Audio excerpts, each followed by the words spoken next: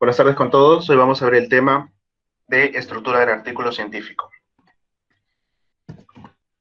Algunos conceptos generales para iniciar. Tienen que tener bien claro de que todo trabajo de investigación que ustedes hagan, si tiene resultados que pueden ser útiles para la sociedad, para la población, ustedes tienen la obligación de publicarlo. Y no publicarlo en cualquier lugar de Internet, sino publicarlo en revistas indexadas, en bases de datos reconocidas, y que también sean revistas que sigan un proceso de revisión por pares. ¿Y por qué tanta la importancia de publicar en revistas científicas como estas que pueden ver acá? Nature, JAMA, Lancet, New England Science y muchas otras que existen, porque existen miles. La importancia es que la publicación científica de artículos en revistas es el proceso por el cual se va informando todo el progreso de la ciencia. De todas las áreas, de las ingenierías, de la salud, de las ramas políticas, educación, muchas otras que haya, todos los progresos que hay en esas áreas se informan mediante artículos que son publicados en estas revistas. Entonces, los nuevos descubrimientos se publican acá, los nuevos hallazgos se publican acá. Todo lo que se está investigando el coronavirus, día a día se publican, literal, ahora mismo cientos de artículos en estas revistas, que les invito a leerlos porque son open access y tienen información muy interesante. Por lo tanto, si tu trabajo de investigación puede brindar algo útil, tú tienes que publicarlo. Y no solamente tienes la responsabilidad por la parte que tienes que mostrar los resultados, sino también por el esfuerzo que haya requerido llegar a obtener esos resultados. Porque siempre detrás de un trabajo de investigación, se llega o no se llega a publicar, hay gente que ha trabajado, hay gente que ha invertido dinero, hay gente que ha invertido tiempo, y por lo tanto, por esa parte, si tú eres el investigador principal, o eres el que inició todo, pues tienes la responsabilidad de llevar el trabajo hasta el final del camino, que es la publicación.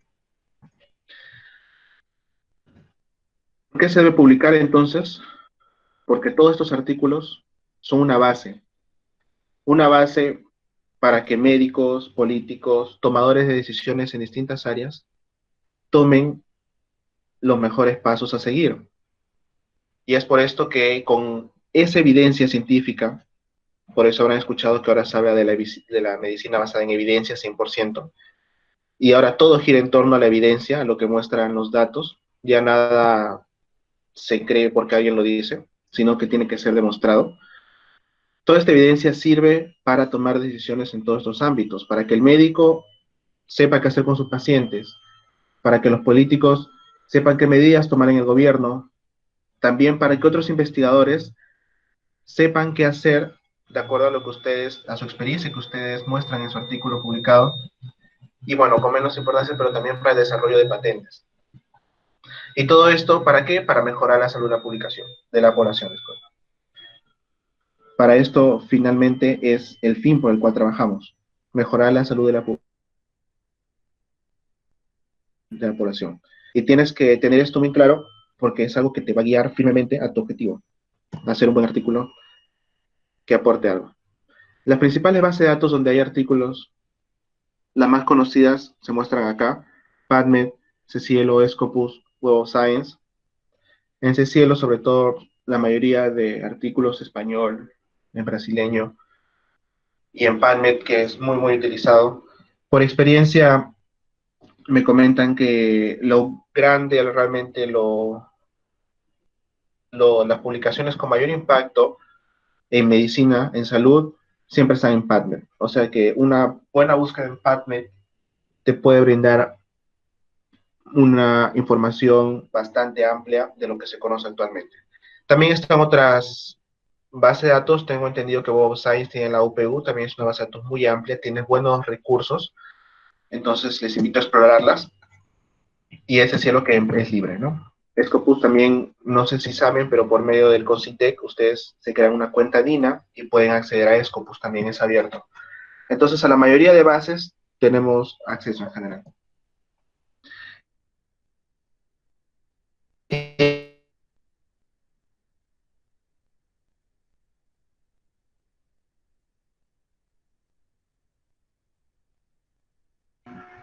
Creo que no se escucha. No, no Base te de datos que escucho. no están en... Hola, ya. Les comento, cuando una revista está indexada, cuando hablemos de eso, nos vamos a referir a que está dentro de una de estas cuatro bases de datos, sí o sí. Si esa revista no está en una de estas bases de datos, no está indexada y no va a tener la misma confiabilidad que las revistas que existan en esta base de datos. ¿Por qué razón? Porque todas las revistas que están en PubMed, Scopus, Cielo, Web of Science, son revistas que pasan controles de calidad. Distintos controles. Está la revisión por pares, están los reportes que se hacen periódicamente y todo esto permite mantener que la evidencia, que la ciencia que se haya publicado sea buena.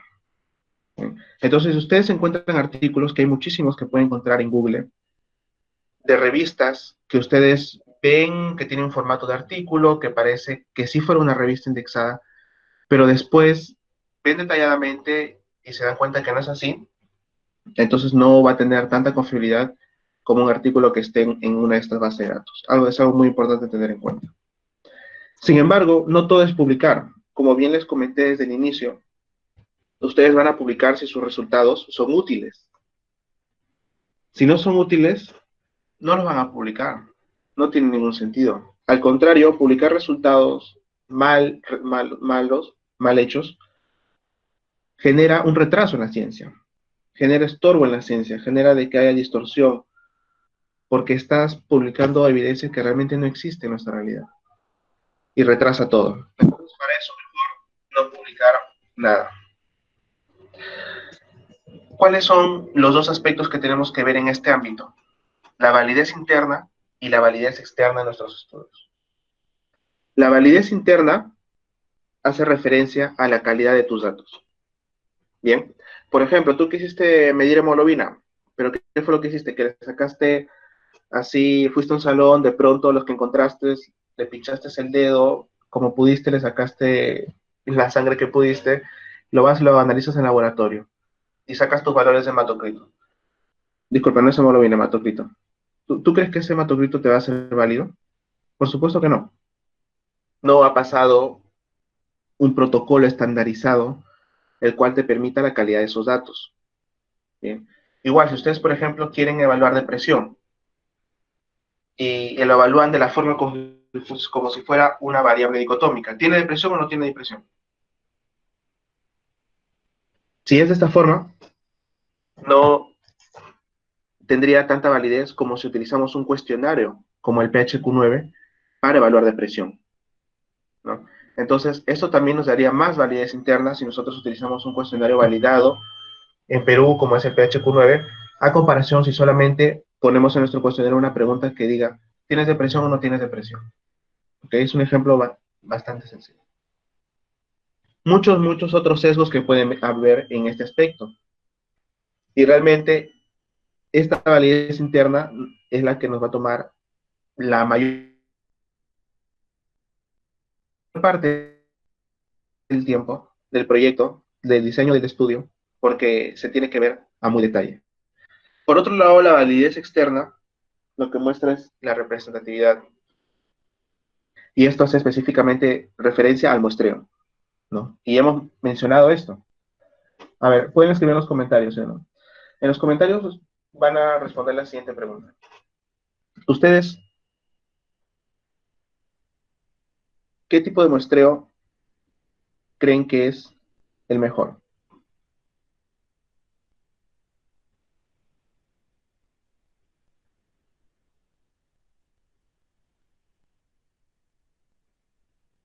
Muy bien, ya respondieron. Probabilístico y aleatorio. Es así.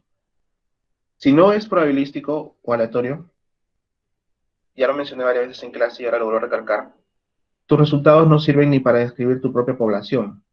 Tus resultados no sirven para nada. Al menos tiene que ser aleatorio para saber de que estás cogiendo una muestra representativa. Y no solo esto, sino que tienes que estar seguro en qué población estás haciendo. Porque tú, imaginemos, puedes ir a un hospital,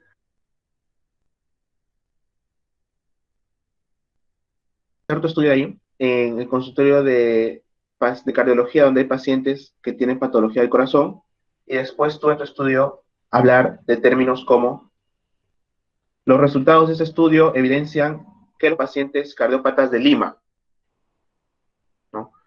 Si tú escribes eso, estarías cometiendo un error, porque tú has utilizado datos de un solo hospital, que no representa Lima. Por lo tanto, ¿cuál es esa representatividad, verdad, de tus datos? Si tú solamente has encuestado un hospital, tienes que ser sincero y decir, de un hospital, si es público o privado, también tendría que ver, o si es una clínica, o si es una posta, de tal forma de que intentes demostrar lo más exactamente posible cuál ha sido la población que tú has evaluado. Tienes que sí o sí ser lo más exacto en esto. Y es cuestión también de sinceridad, porque aquí no vamos a que quién va a encuestar pacientes cardiópatas de todo Lima, por supuesto que no. No tiene nada de malo hacer un estudio en un solo hospital, por supuesto que no, ni en una sola posta, ni en una sola universidad. No, eso no tiene nada de malo. Lo importante es que tú lo que estés investigando lo estés reportando bien, estés diciendo cuál es su verdadera representatividad, que es de esa universidad, de ese hospital, en esas condiciones, con esa gente, con esos trabajadores, con esa población, de tal forma que demuestres exactamente qué es lo que demuestra tu estudio, en qué población tus resultados son válidos. Estos dos aspectos sumamente importantes se hablarán detalladamente con sus asesores. Y para hablar un poco del proceso de publicación, el esquema básico es el siguiente. La investigación empieza cuando ustedes deciden o no enviar su artículo, que han hecho, y esto lo deciden en base a su validez interna y externa. Si ustedes ven que su artículo no tiene validez interna o no tiene validez externa, o ninguno de los dos, no tiene sentido mandarlo a publicar. Eso que quede claro. Por otro lado, si sí cumple estos requisitos, entonces puedes enviar tu artículo. Y es la primera fase. Una vez que tú envías tu artículo, este artículo es evaluado por un editor. El editor es la persona de la revista a la que tú has enviado tu artículo encargada de monitorear y manejar todo el proceso hasta que tu artículo es rechazado o es aceptado. Bien, ese editor va a ser el responsable de todo, de toda la forma general, de todo el proceso en general. Lo que hace el editor es que él recibe tu artículo en primera instancia. Es el primero que lo recibe, él lo revisa rápidamente y toma una decisión. O lo rechaza o lo acepta. ¿Ok? Aquí está el proceso. O lo acepta. Si lo rechaza, tu artículo directamente no pasa ese proceso y es porque tu artículo bien no les interesa o porque ve que no tiene validez interna o externa o por muchas otras razones que el editor puede decir de frente, mira, este artículo no pasa y no pasa. Y es gracioso porque esto suele suceder los primeros días. Usualmente cuando tu artículo pasa el proceso del editor, te responden en más tiempo. Pero cuando tu artículo es choteado, el editor te responde al día siguiente. Y tú dices, wow, me llegó un mensaje de la revista. ¿Qué será? Y es que te lo rechazaba el artículo. ¿Bien? Porque en un día no te van a aceptar en artículo el paper, imposible, ¿no? Entonces, no se emocionen cuando ocurra eso. Si el editor decide que el artículo está adecuado para la publicación para esa revista, entonces es enviado a los revisores. ¿Y quiénes son los revisores? ¿Alguien me podría decir cómo se les conoce a estos revisores? Muy bien, Brenda. Los revisores son pares, ¿no? Este proceso, cuando el artículo pasa a los revisores, este proceso se conoce como revisión por pares. ¿Y por qué por pares? ¿Quiénes son los pares? Los pares son investigadores que han publicado previamente el tema. ¿Ok? Entonces conocen el área, conocen la metodología y pueden dar una apreciación crítica válida de si tu artículo necesita correcciones o debe ser rechazado. Por lo tanto, si los revisores tienen el artículo, lo revisan, pueden tomar la siguiente decisión. y es que se necesite algunos cambios. Esto es en la gran mayoría de artículos. Siempre que tú envíes un artículo, así sea muy bueno, siempre va a haber los revisores que te van a decir, cambia esta cosa, cambia esto, te van a hacer los comentarios. Y tú tienes que responderles con una carta, respondiéndole cada una de sus objeciones, el manuscrito corregido, y de esta forma el manuscrito vuelve a dar vuelta. Pasa al editor y vuelve a ir a los revisores. Si los revisores están de acuerdo, pasará a ser aceptado, pero si no están de acuerdo, vuelve a pasar a revisión. O en todo caso puede pasar a que sea choteado. Y una vez de que se llega a una decisión final, el artículo es aceptado, pasa a producción y finalmente llega a publicación. Entonces este proceso, como ven, es un poco largo, es un poco complejo, toma tiempo, porque no es de extrañar que desde que tú envías tu artículo tarden 2 meses o un mes para que recién empiece la revisión por pares, y luego los revisores se pueden tirar 3 meses revisando tu artículo, revisándolo porque, bueno, obviamente no se pasan los 3 meses, sino de que ese tiempo es el que se demora. Y después de esos 3 meses darte una respuesta. Te dan una respuesta, si tienes revisiones, pues las corriges, lo vuelves a enviar y esperar otra vez 2, 3 meses, ¿no? Es un proceso largo. Por eso un artículo toma en promedio un año, como mínimo. Tú puedes tener un artículo en una revista indexada de gran impacto, hablando de artículos originales, ¿no? Si hablas de cartas al editor, de otros artículos que no son investigaciones originales, entonces, que no conllevan un proceso estricto como este, pues cambia totalmente el tiempo, ¿no? Pero en general, yo les puedo decir de que un artículo desde que se inicia, desde la concepción de la idea, hasta que se publica como mínimo, tarda un año, como mínimo. El promedio es 1 año y medio. Vamos a ver ahora las partes del artículo científico. El título, los autores, hay un resumen, hay un cuerpo y hay una bibliografía final. El cuerpo está formado por 4 partes, que creo que todos conocen acá, que es el formato IMRD, que hace referencia a los apartados de introducción, metodología, resultados y discusión. Y este formato IMDR es el que siguen los artículos originales. Y en general, cualquier trabajo de investigación siempre tiene esta estructura, de empezar por una introducción que te sitúe en el panorama general, una metodología que describa qué es lo que has hecho, los resultados que encontraste, es una discusión en la cual comentes qué significan tus resultados. Por lo tanto, es un formato estandarizado que se sigue hoy en día y que tienen que ustedes seguir siempre para todos los artículos. Por eso es que en las tesis, cuando las van a entregar, les piden al final, la tesis que esté en formato artículo también, ¿no? La idea es que las tesis se publiquen, sí es cierto, pero lo malo es que la gran mayoría de las tesis no tienen una calidad realmente buena y no tienen resultados que sean del todo válidos. ¿Qué más? Están las guías Equator, en las cuales se encuentra cada una de los checklists en el cual pueden verificar todas las partes que tienen los distintos artículos.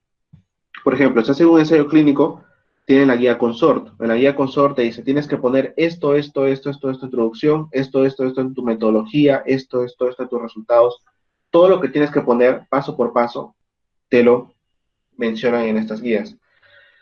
Para los estudios observacionales, que son los que nosotros vamos a hacer en principio, pues se utilizan las guías Stroh. Hay guías para redactar revisiones sistemáticas, para protocolos de estudios. Esto es para protocolos de estudios de ensayos clínicos, para reportes de casos, que está la guía CARE. Para los que estén haciendo casos clínicos y aún no hayan visto la guía CARE, pues les recomiendo que lo vean lo más pronto posible porque es básico para todo caso clínico. Y también para otros estudios, como incluso estudios cualitativos, ¿no? Vamos a verlo esto en un artículo como tal, entonces, todas estas partes. Título, pueden ver que está aquí.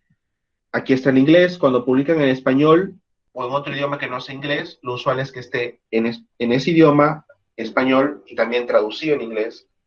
Pero cuando publicas en inglés, solo se pone en inglés. Entonces tienes el título, en este caso como es un artículo en inglés, no está en español, solamente en inglés. Tienes los autores, tienes la afiliación, que es la institución a la cual pertenecen los autores, tienes el resumen, que también cuando publicas en español suele estar en los dos idiomas, pero cuando publicas en inglés solo está en inglés, y el resumen que tiene apartados similares al formato IMDR. Tienes las palabras claves y finalmente lo que vemos aquí está sombreado, hace referencia a todo lo que es la introducción. Este sombreado hace referencia a todo lo que es la metodología. Aquí tenemos dos tablas bastante grandes, las cuales son también parte de los resultados. Disculpen, esto era la metodología y estos son los resultados. La redacción de los resultados está en este apartado que, como ven, es bastante corto. Y finalmente tenemos la discusión, que es lo más importante del artículo. Y por lo tanto es la parte más larga, más densa, en la cual ustedes tienen que pensar, revisar bastante literatura para que puedan situar bien la discusión, sus resultados en todo el contexto general de la investigación. Vamos a ver ahora parte por partes. En la introducción, ¿qué es lo que tenemos que poner? En la introducción de nuestro artículo científico va todo eso que en la tesis se conoce como marco teórico, justificación, formulación del problema, ¿qué más? Introducción, planteamiento del problema. Todas estas cosas se resumen en la introducción. ¿Qué es lo que tiene que saber el lector cuando lea tu introducción? El lector tiene que estar convencido de la importancia de tu estudio. O sea, tú en tu estudio tienes que poner por qué es importante, disculpa, en tu introducción tienes que poner por qué es importante realizar ese estudio. En los métodos se pone qué se ha hecho.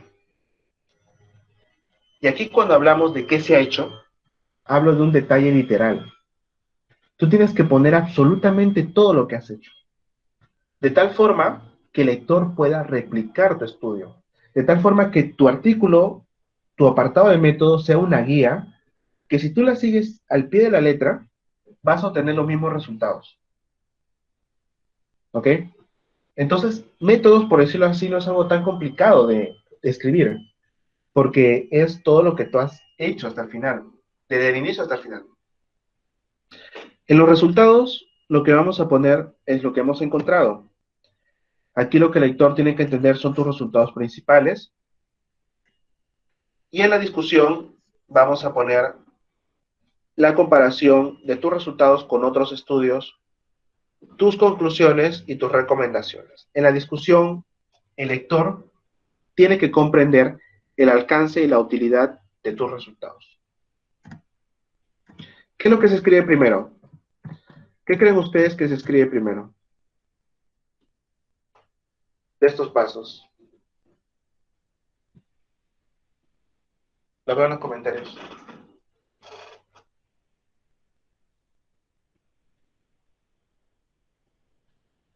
Metodología, dicen por ahí. ¿Qué más dicen?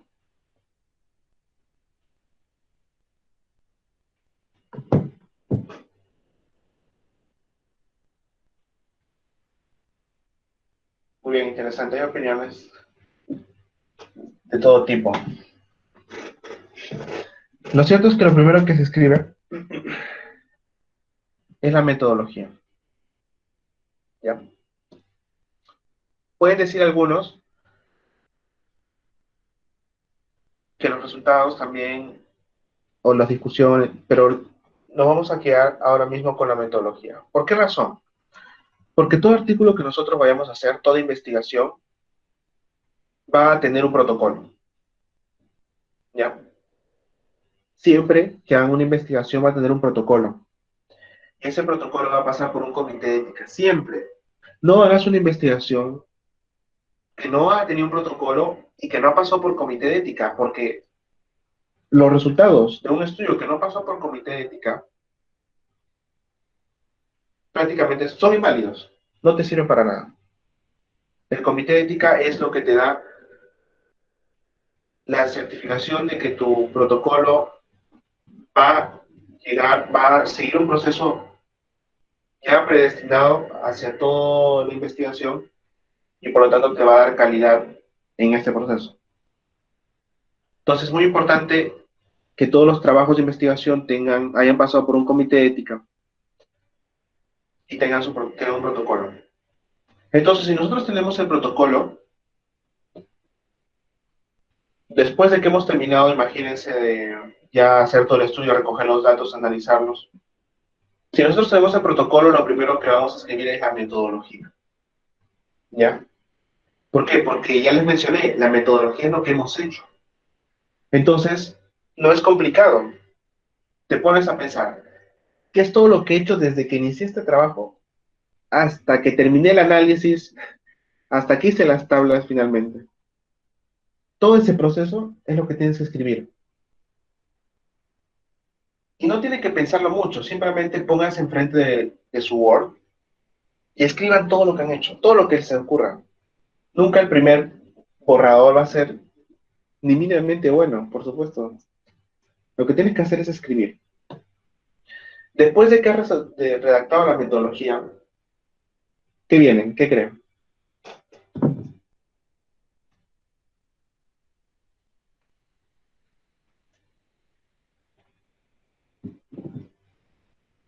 Muy bien, los resultados.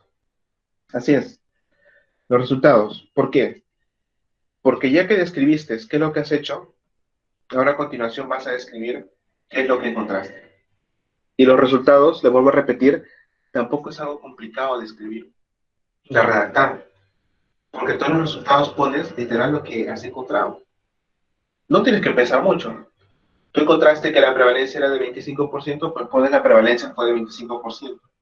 Tú encontraste de que la edad media fue de 25 años y con una desviación estándar de 2.5, pues tú pones la prevalencia, disculpen, la edad media fue de tanto con la desviación estándar tanto. Tú ves que encontraste una asociación significativa con un OR de 1.98, entonces tú dices, hubo una asociación significativa que significó casi el doble. Por lo tanto, los resultados no tienes que pensar mucho, tienes que escribir también lo que has encontrado en tus análisis. Y lo vamos a ver más en detalle ahora. Después de los resultados viene la discusión, que sí es una parte ya más compleja en la parte del proceso del artículo, porque tienen que revisar. Ya desde la concepción del protocolo, ustedes tendrían que haber revisado toda la bibliografía, toda. Toda la bibliografía existente, artículos en PubMed, 10 concursos inglés, todo tendrían que haberlo revisado para la concepción del protocolo. Por lo tanto, para este punto, ya ustedes, para la discusión, ya están preparadísimos.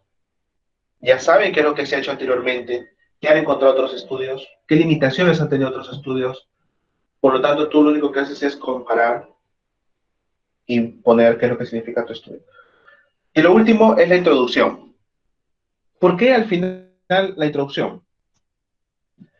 La introducción es al final porque la introducción lo que dice es un resumen de la importancia de todo tu estudio. Entonces, tú para llegar a ese concepto, tienes que haber explorado ya todos los otros apartados. Tienes que haber visto cómo te fue en tu metodología, cómo te fue en tus resultados, cómo te fue en tu discusión, cómo se compararon estos estudios con otros. Y por lo tanto, en la introducción tú ya puedes poner algo claro diciendo, mi estudio es este, ¿ok? La introducción es, por decirlo así, como un título de toda la investigación a continuación.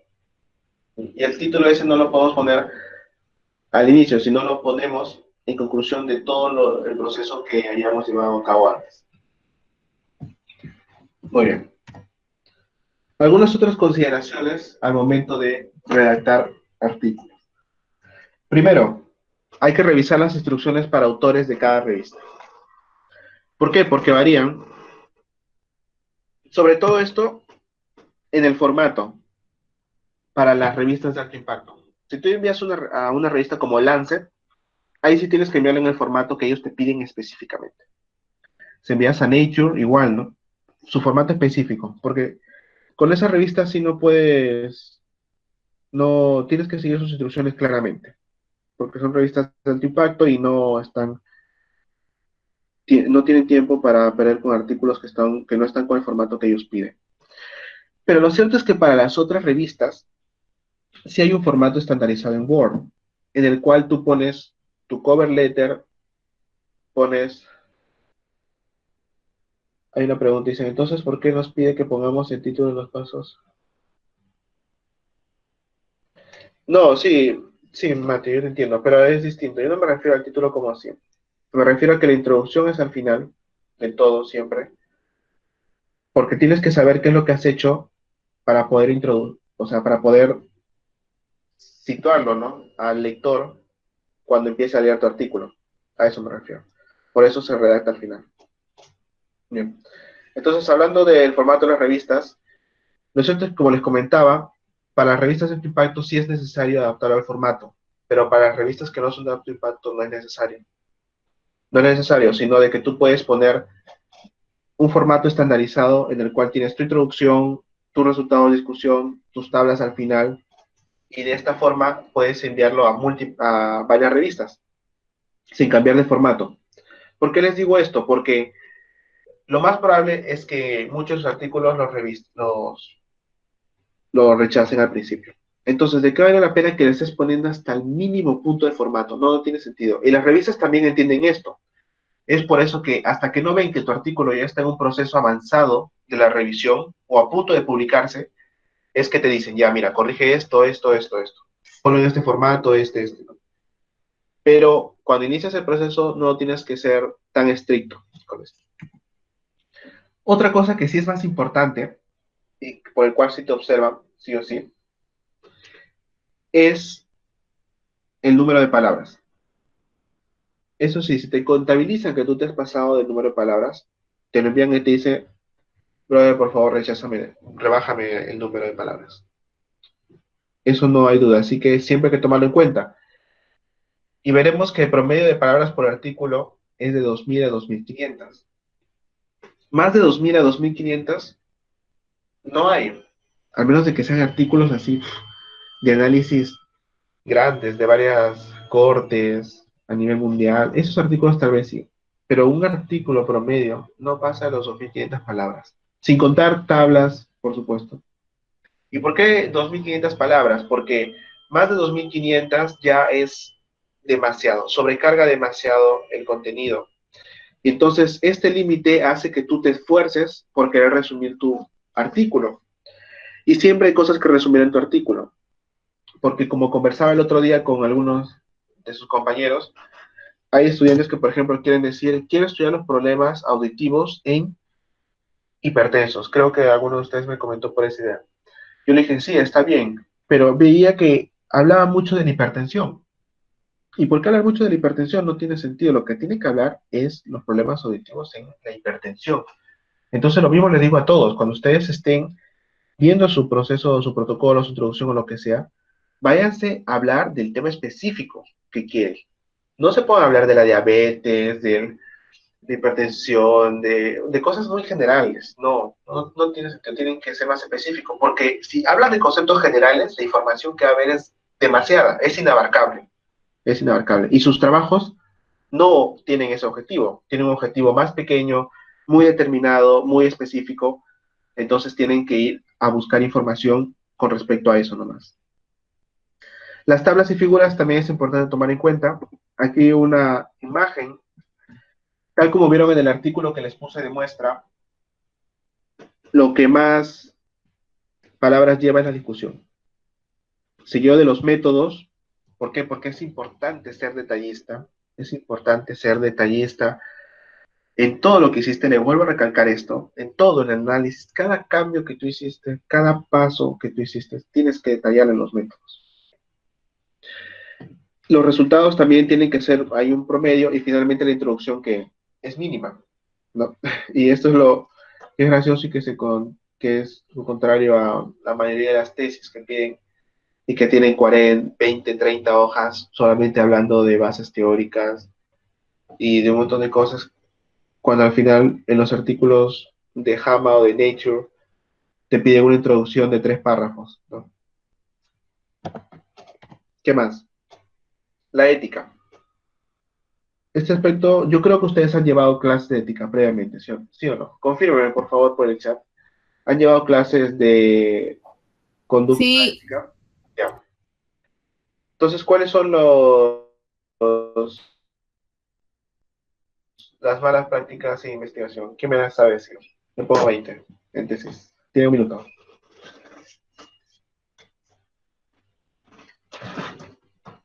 ¿Nadie lleva el curso ese? Helsinki. ¿Cuáles son las malas prácticas en investigación?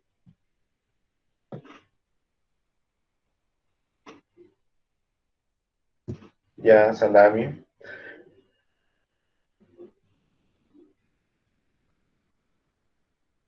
La teoría regalo. Plagio. Muy bien. Hay 3 principales. Plagio, fabricación y falsificación de datos. ¿Ok? Esos son los principales. Pero hay otros más, ¿no? Como autoría fantasma, autoría por varias cosas. Hay muchas faltas éticas. Supongo que sabrán bien claramente qué es plagio. Sabrán que si plagian y están en una universidad como la Peruano Cayetano Heredia, las botan del programa, del OP1, porque bueno, en la San Martín tampoco, pero por algo no son las mejores en investigación. Entonces, no sé qué tanto conocerán a fondo, espero que sí, pero estos aspectos son muy importantes. Ya les dije, si tu artículo tiene datos no válidos, si tú has fabricado datos, si tú has falsificado datos, no lo mandes a publicar. Si tú sabes que has plagiado de otros artículos, tampoco. Si tú sabes que ese artículo, si tú sabes que esa idea de investigación lo puedes sacar en un artículo, no lo dupliques en 2 artículos, que es lo que se conoce como salami, y así algunas otras conductas, ¿no? Finalmente, esto es sumamente importante. Revisar artículos parecidos que hayan publicado en revistas confiables. ¿Cuáles son sus modelos a seguir? Más que las guías, más que todas las indicaciones que les he dado, lo que ustedes tienen que hacer es buscar el artículo que más se parezca a lo que ustedes quieren hacer. Y va a haber, ténganlo 100% por seguro. En algunos casos van a haber ideas totalmente iguales que se han hecho en otros contextos, pero en algunos casos van a haber artículos que sí no evalúan exactamente su idea de investigación de ustedes, pero que están un poquito más alejados o son similares. Entonces, el primer paso para redactar, y yo diría para cualquier paso de la investigación, es hacer búsqueda bibliográfica y ver cuáles son los artículos más similares a los tuyos. Si tú los abres, esos artículos, los lees, se acabó el problema. Se acabó el problema de tener que pensar todo lo que vas a hacer. Porque ya estás leyendo qué es lo que ellos hicieron. En su metodología tú vas a leer todos los pasos que ellos siguieron para conseguir ese objetivo que tú ahora tienes. Si tú te revisas 5 artículos así, no te va a caber duda de qué hacer. Por lo tanto, consigan sus artículos modelo. 2, 3, 4, 5 artículos que evalúen así bien el contexto de su pregunta de investigación, léanlos a profundidad y básense en ellos.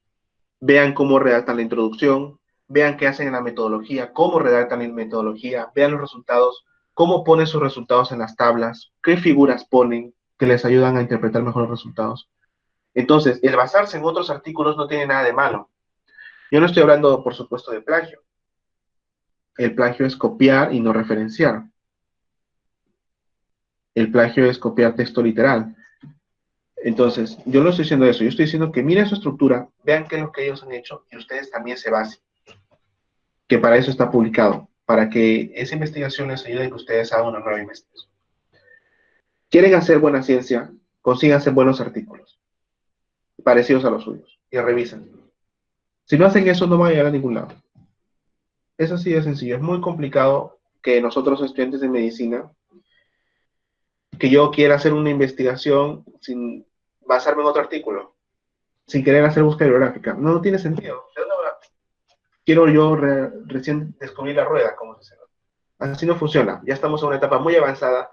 Hay mucha evidencia, muchos antecedentes, y tenemos que empezar revisándola para dar nosotros nuestro primer paso. Listo.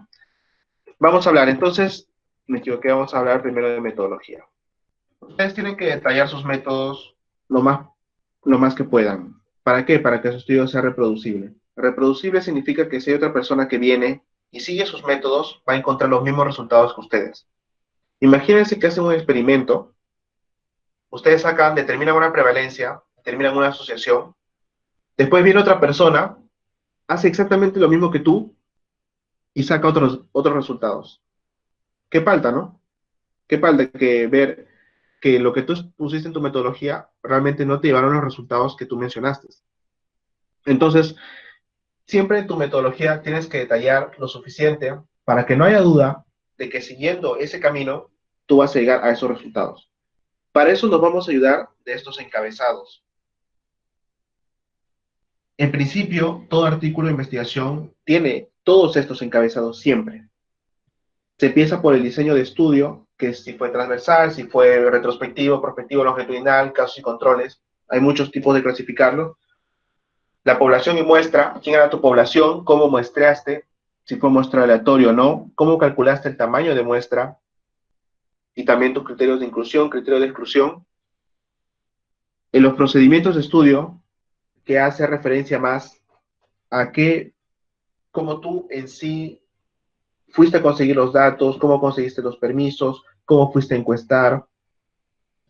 La recolección y procesamiento de datos, que hace referencia un poco más a la recolección también y también al procesamiento en un Excel, o se juntaron varias bases de datos de distintos lugares. Todas estas cosas se detallan acá. El análisis y las consideraciones éticas. Si tú estás haciendo un estudio en el cual recolectas muestras, pues eso también se detalla.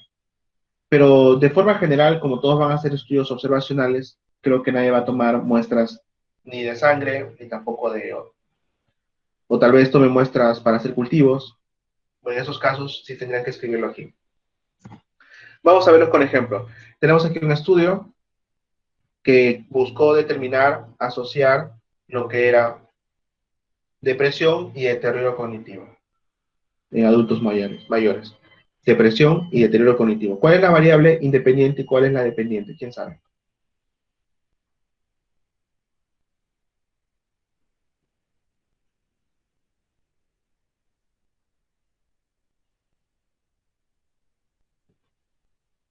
Se tiene un estudio en el cual se busca asociar el deterioro cognitivo con la depresión.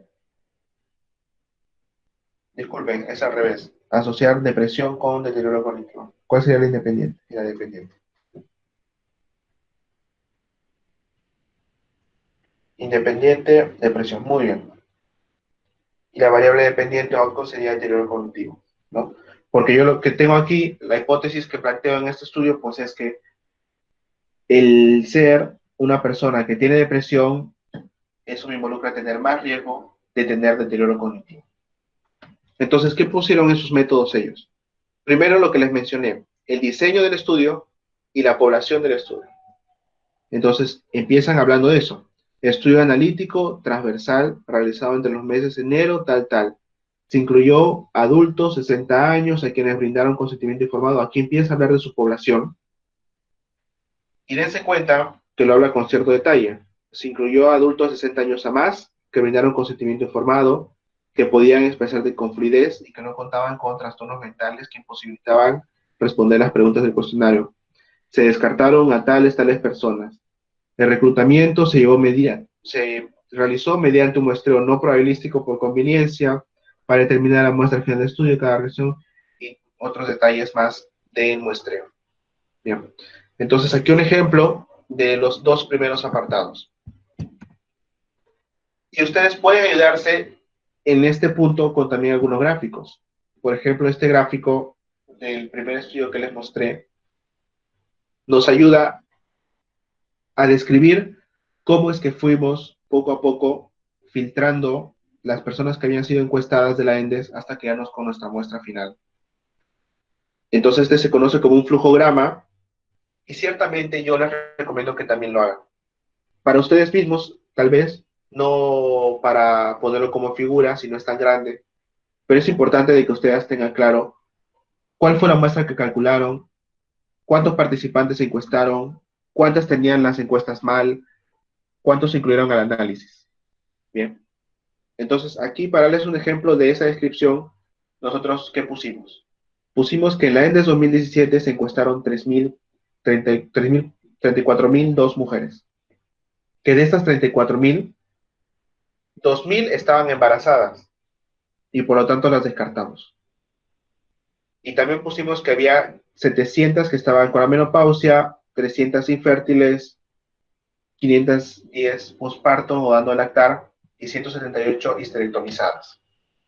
¿Por qué excluimos a todas estas personas? Porque nuestro objetivo es determinar factores asociados al uso de anticonceptivos. Entonces, si la mujer está embarazada, no va a utilizar anticonceptivos, obviamente, entonces se excluye. Y si cumple una de estas condiciones, tampoco va a utilizar anticonceptivos, por lo tanto también se excluye. Y de esta forma es que nosotros describimos que llegamos a una muestra de 30.169 mujeres, que finalmente se analizaron. Por lo tanto, un flujograma puede ser útil para describir este proceso, de cómo fue cambiando su muestra poco a poco, y dar mucho más detalle acerca de este procedimiento. ¿Qué más? Aquí en este estudio además se detalla el instrumento que utilizaron. Detallan que se utilizó una encuesta para la recolección de datos y que tenía primero algunos datos generales como género, raza, lugar de nacimiento, edad, comorbilidades.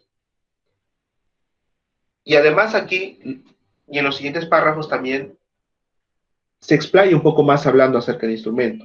Dice, la sección dirigida a detectar trastornos depresivos se utilizó la escala de depresión geriátrica de Iezarvaghe en su versión al castellano, cuya sensibilidad son tal y tanto.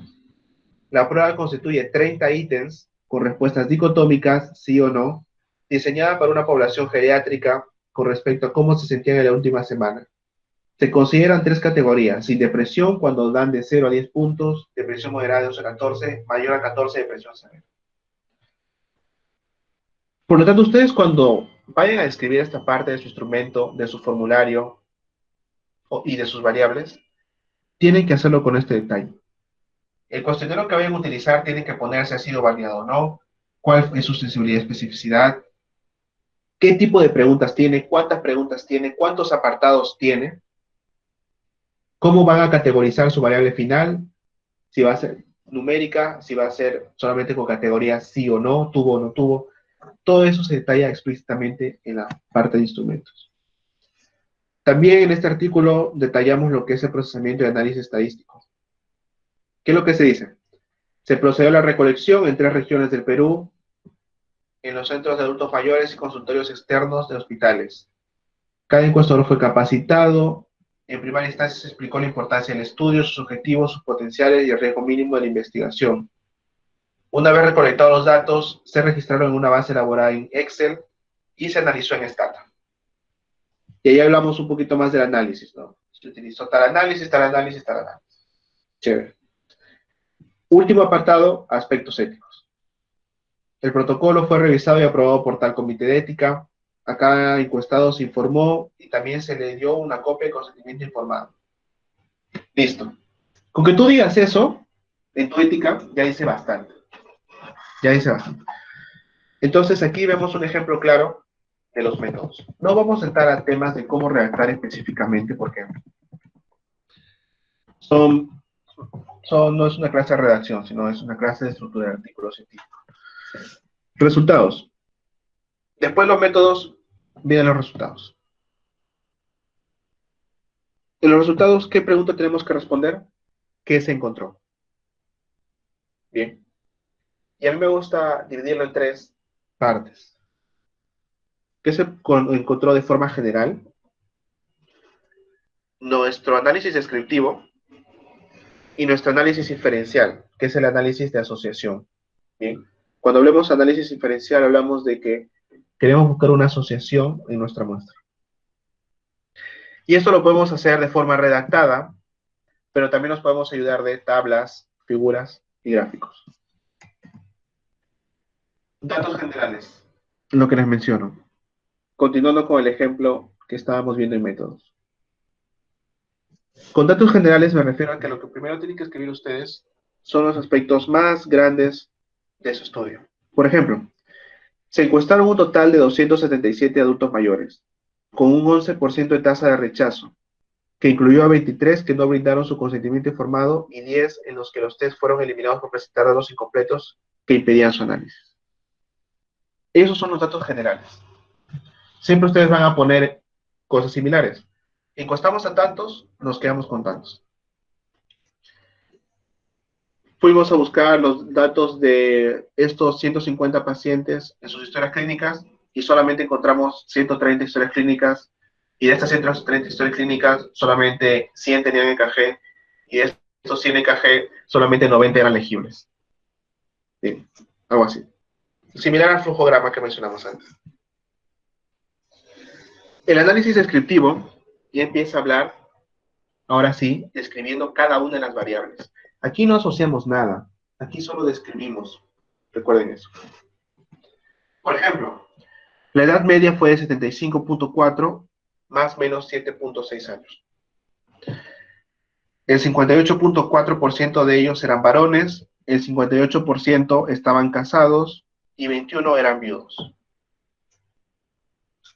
Ya está. Descripción clara de tu población y de tu muestra. Si tú tuvieras, por ejemplo, que una prevalencia, la describes acá también, ¿no? La prevalencia de hipertensión fue de tanto. Eso es tu análisis descriptivo. Solo describes tus resultados.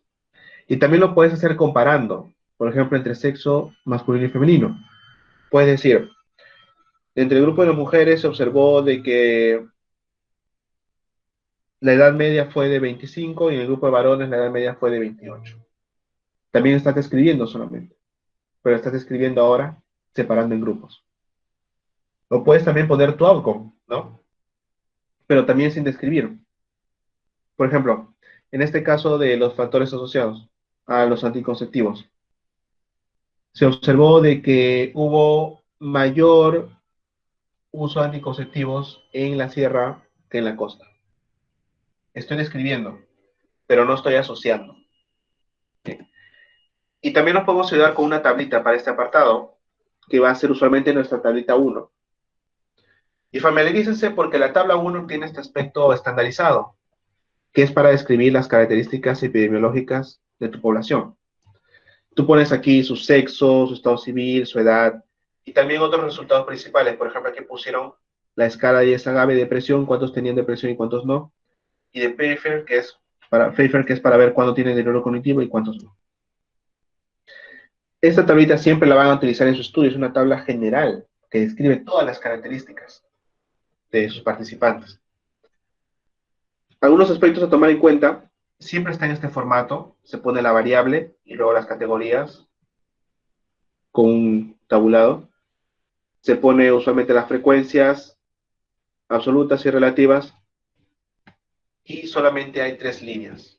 Hay una línea aquí que separa el encabezado con las variables, otra línea aquí arriba del encabezado y otra línea aquí abajo.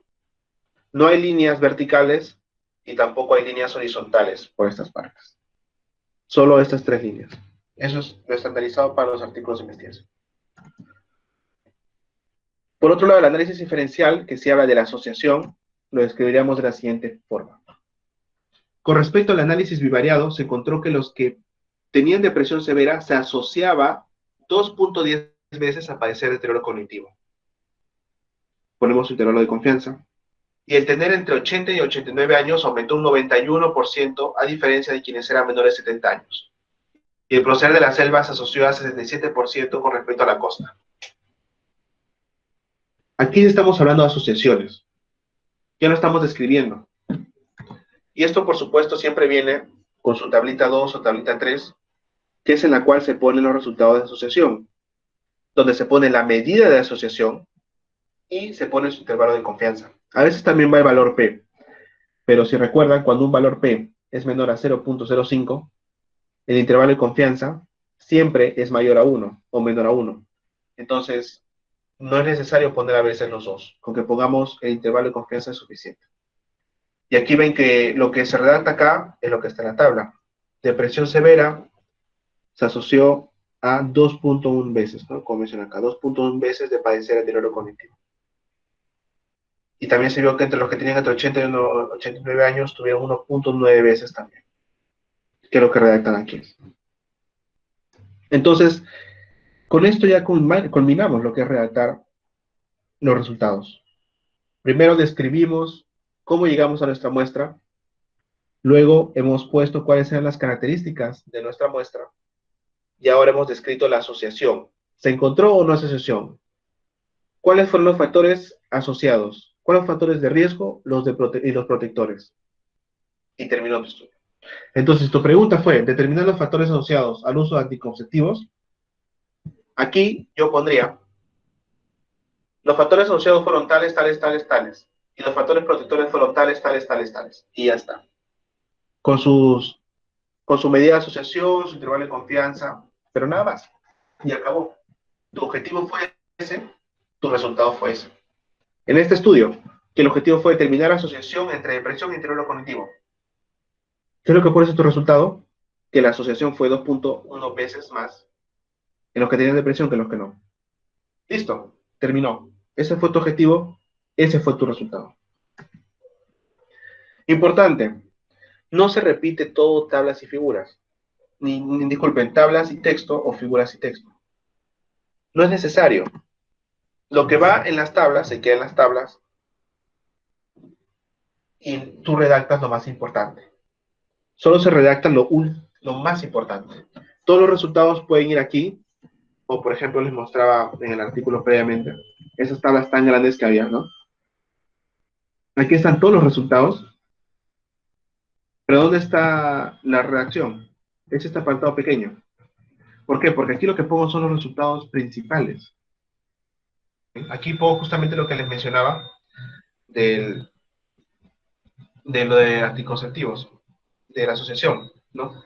En el modelo multivariado, los factores que fueron asociados significativamente con el uso de anticonceptivos fueron tal, tal, tal, tal, tal, tal. Y se acabó los resultados. Y toda la información extra de las tablas está aquí. Y quien quiera revisarlo lo puede revisar aquí. Pero lo importante es lo que se redacta. No tiene que repetirse todo esto, no tendría sentido volver a escribirlo.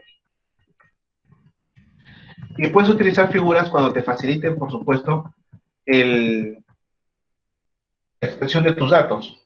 Por ejemplo, este gráfico que salió del COVID, de los primeros 85,000 casos, pues esta información se podría poner en una tabla.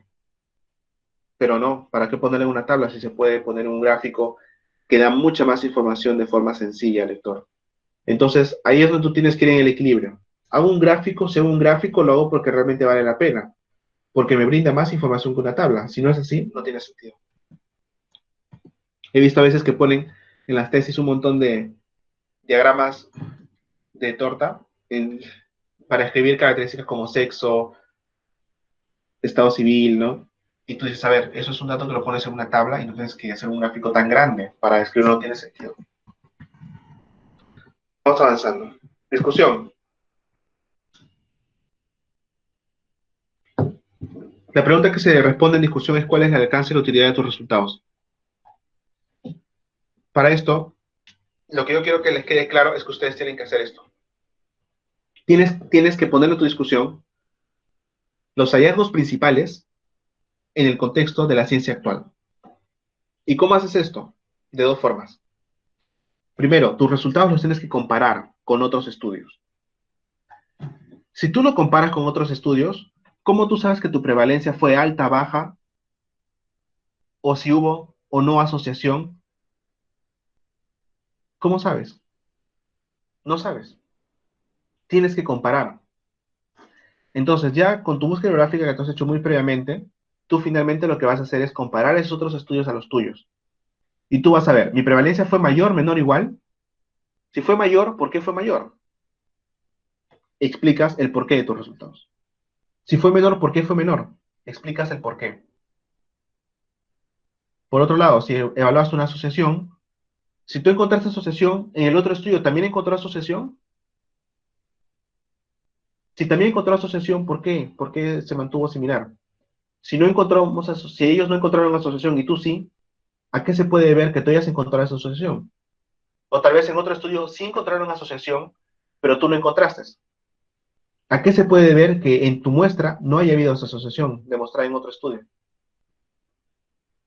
Entonces, toda esta comparación es lo que tenemos que poner aquí. Que a mí me gusta resumir en estos dos puntos. Comparar con otros estudios y explicar el porqué de tus resultados. ¿Por qué te encontraste asociación? ¿Por qué encontraste esa prevalencia? Si fue alta, baja, ¿por qué? ¿Por qué? Nada más. Si lo queremos dividir un poquito más en párrafos, el párrafo inicial, o lo primero que debe tratar tu discusión es de los resultados más importantes, hallazgos principales, el por qué y su comparación con otros estudios. En los siguientes párrafos discutes hallazgos menores, después viene un párrafo de limitaciones, es por qué problemas tuvo tu estudio, por qué tu estudio no es tan válido en todos los contextos, y finalmente el párrafo de transición y el párrafo final que es la conclusión. Sí, la conclusión va dentro de la discusión. Así es en los artículos científicos. Ejemplos. Hallazgos primarios. Este es un artículo que tuvo el objetivo de determinar somnolencia en conductores de transporte público en Lima. Entonces, su primer párrafo, miren lo que habla. Dice, los conductores de transporte público de buses presentaron somnolencia durante la conducción, siendo las horas de sueño por día, menos de 6 horas, el factor que se asocia de manera significante con el desenlace. Adicionalmente, se pudo demostrar que los conductores eran varones mayores de 38 años, tenían sobrepeso, obesidad y conducían por más de 5 horas en su turno de trabajo y dormían pocas horas. En este párrafo están describiendo todos sus hallazgos principales. Todos. Después, en los siguientes, hablan de otras cosas. Disculpen, en estos párrafos todavía sigue hablando de esos hallazgos primarios. Según la escala de somnolencia, aproximadamente la quinta parte de los conductores presentaron somnolencia. Y empieza a comparar con otros estudios. Resultados similares fueron obtenidos por los estudios de tal y tal. ¿Ok?